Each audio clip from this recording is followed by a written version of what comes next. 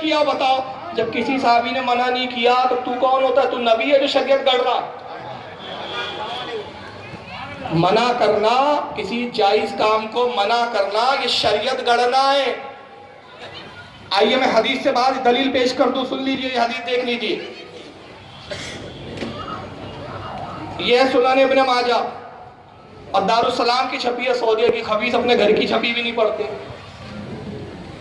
سنن ابن ماجہ جلد نمبر 4 صفحہ نمبر 56، حدیث نمبر 3366۔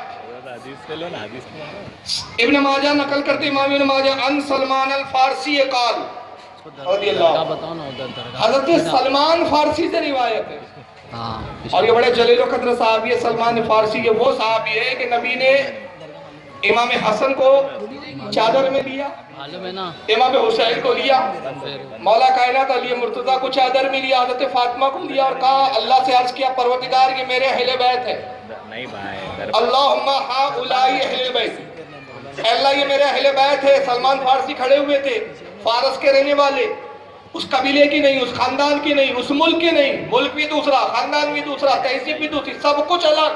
کہا یا رسول اللہ کیا میں آپ کے خاندان والوں میں نہیں ہوں؟ کیا میں آپ کے اہل بیت میں نہیں ہوں؟ آقا نے سلمان کو بھی چادر ملی، کیا فرمایا سلمان و منا، سلمان بھی ہمارے خاندان اور اہل بیت میں، سلمان کو بھی اہل بیت میں شامل کیا رضی اللہ۔ وہ روایت کرتے ہیں، قالو کہتے ہیں سئل رسول اللہ صلی اللہ علیہ وسلم عن السمن والجبن والفرائی، کہتے ہیں سرکار صلی اللہ تعالی علیہ وسلم سے 3 چیزوں کے بارے میں سوال کیا گیا، گھی کے بارے میں، پنیر کے بارے میں، پنیر ہوتا ہے نا دودھ سے بنتا ہے، پنیر کے بارے میں، اور کھال کا لباس، جو وہ لباس جو کھال سے بنایا جاتا ہے، الفرائی وہ لباس جو کھال سے بنایا جاتا ہے، ایسا کرتا جو کھال کا بنا ہوا، جانور کی کھال کا، اس کے بارے میں پوچھا گیا یا رسول اللہ یہ جائز ہے کہ ناجائز؟ آقا نے کیا اصول دیا ذرا فرمائیے۔ قال، سرکار نے فرمایا الحلال ما احلہ فی کتابہ والحرام ما حرم اللہ فی کتابہ وما سکت عنہ فہو مما عفا عنہ۔ آقا نے کہا سنو، جو اللہ نے حلال کیا اپنی کتاب میں بیان فرما دیا، جو تم پر حرام کیا اللہ نے اپنی کتاب میں بیان فرما دیا، اور جس کے بارے میں کتاب اللہ میں کچھ بھی نہ ہو وہ کام تمہارے لیے جائز۔ جو حرام ہے وہ کتاب میں ہے، اللہ کی کتاب میں موجود، جو حلال ہے موجود، اور جس کے بارے میں ذکر ہی نہ ہو، جس کے بارے میں نہ قرآن میں ذکر، نہ حرام کا ذکر، نہ حلال کا ذکر، جب ذکر ہی نہیں ہو تو اس کا مطلب کیا ہوا؟ سرکار کہہ رہے ہیں وہ تمہارے لیے معاف ہے، حلال ہے۔ تو اب ان میں جرات ہو تو یہ قرآن میں کہاں میلاد حرام لکھا ہے وہ ثابت کریں، حرام بتانا ان کی ذمہ داری ہے۔ تو جہالت کا یہ عالم ہے، اور یہ حدیث پھر امام ترمذی نے بھی لکھی ہے، کہ میں نے ابن ماجہ کا اسکین پہ دکھایا تھا آپ کو، امام ترمذی نے کتاب اللباس میں اس حدیث کو لایا، حدیث نمبر امام ترمذی کی 1726، اور امام حاکم نے بھی المستدرک میں لایا جلد نمبر 2 صفحہ 375 پر، امام بہقی نے لایا اس حدیث کو سنن کبریٰ میں حدیث نمبر 19722 پر، امام ابن حجر عسقلانی، یہ وہ امام ہے جن کو دیوبندی بھی بہت مانتے ہیں، اہل حدیث بھی مانتے ہیں، ہم بھی مانتے ہیں۔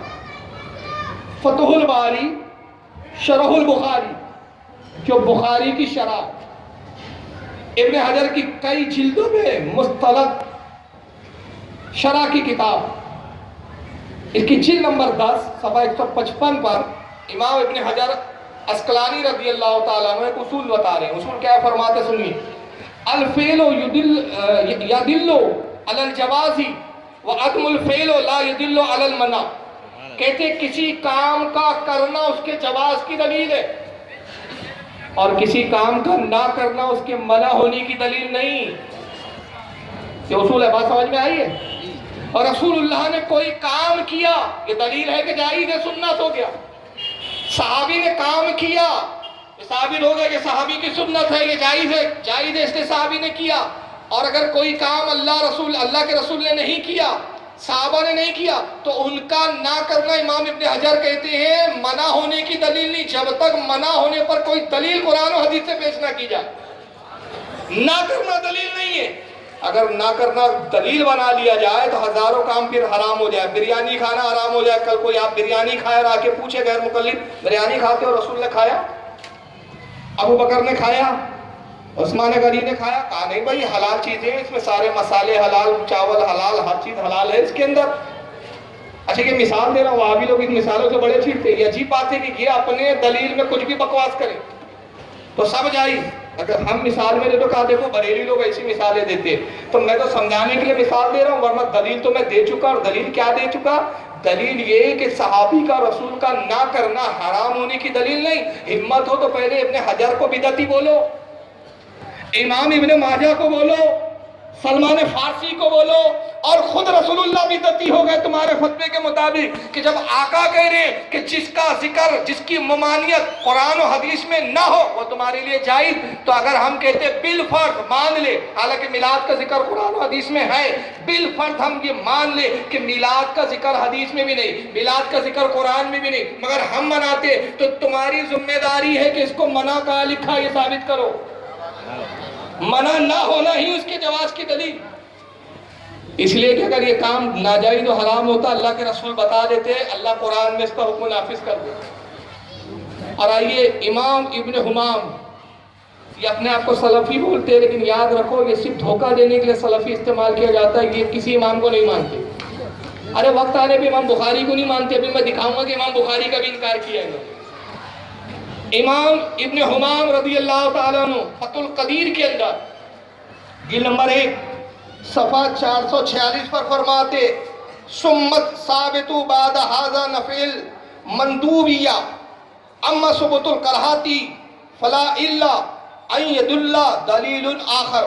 کہتے ہیں کہ نبی کریم صلی اللہ علیہ وسلم اور صحابہ اکرام نے کسی کام کو نہ کیا، صحابہ نے کوئی کام نہیں کیا، رسول نے کوئی کام نہیں کیا، تو اس سے صرف اتنا ثابت ہوتا ہے کہ یہ سنت نہیں ہے.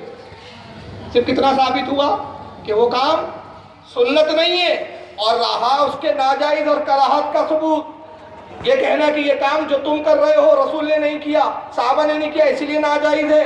امام ابن حمام کہتے ہیں کہ یہ کہنے سے کام نہیں چلے گا، اس کے لیے شریعت کی دلیل لانی پڑے گی کہ کیوں حرام ہے، کیوں ناجائز ہے.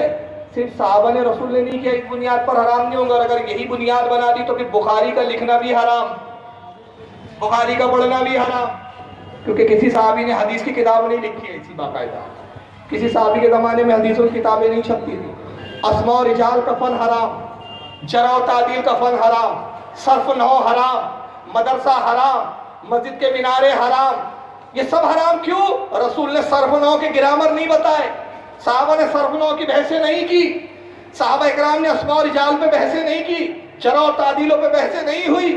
یہ سب بعد میں ایجاد ہوئے، اور وہ علم کو تم بھی مانتے ہو اور وہ بھی پڑھتے ہو اور اس کو دین سمجھ کے کرتے ہو. یہ بول کر کام نہیں چلے گا کہ وہ ضرورت ہے، دین نہیں ہے. بتاؤ اسماء و رجال کا فن یہ دین ہے یا دین سے خارج ہے؟ صرف نحو یہ دین میں ہے کہ دین سے خارج ہے؟ سب دین کے علم ہے. اب آئیے اس نے کہا تھا ضعیف سے ضعیف قول بتا دو، چلو ضعیف ہی دکھا دیتا ہوں میں. آئیے کتاب کا نام ہے نعمت الکبریٰ، اور یہ ٹیبل پر بھی ہے، یہ ہاتھ پہ موجود ہے. کہاں سے چھپی ہے؟ بریلیوں نے نہیں چھاپا، ورنہ کل بولو گے بریلی نے چھاپا. استنبول سے، ترکی سے چھپی، ترکیوں نے چھاپا، استنبول سے کتاب چھپی. کس کی ہے یہ؟ اس کی کتاب ہے کہ جب نہ بریلی پیدا ہوا تھا نہ دیوبندی پیدا ہوئے تھے. یہ امام ابن حجر المکی الشافعی رحمۃ اللہ علیہ 900 ہجری کے امام ہیں. نعمت الکبریٰ کتاب لکھی، اس میں ایک حدیث نقل کر رہے ہیں، صفحہ نمبر 6. کیا حدیث ہے ذرا سنیے. اور میں پہلے ہی کہہ دیتا ہوں کہ حدیث ضعیف ہے ہمارے نزدیک. کیوں ضعیف ہے؟ اس لیے کہ امام ابن حجر نے اس کی سند بیان نہیں کی. لیکن دوسری بات، دو بات. پہلی بات حدیث ضعیف فضائل میں معتبر، اور دوسری بات ہمارے لیے اتنا ہی کافی کہ ابن حجر مکی جیسی ذات و شخصیت نے اس کو کوٹ کیا. اب اگر جو کچھ فتویٰ لگانا ہے وہ بریلیوں پہ مت لگاؤ، قوم کو دھوکہ دینا بند کرو کہ میلاد منانا بریلیوں کی ایجاد ہے. یہ بریلیوں کی نہیں، یہ بریلی جب پیدا بھی نہیں ہوئی تو اس سے پہلے ابن حجر نے لکھا ہے. اور ابن حجر نے کہاں سے لکھا ہے وہ سن لیجیے. ابن حجر کہاں سے لا رہے؟ قال ابو بکر صدیق رضی اللہ عنہ من انفقا درہمن علی قراءتی مولد النبی صلی اللہ علیہ وسلم کانا رفیقی فی الجنہ.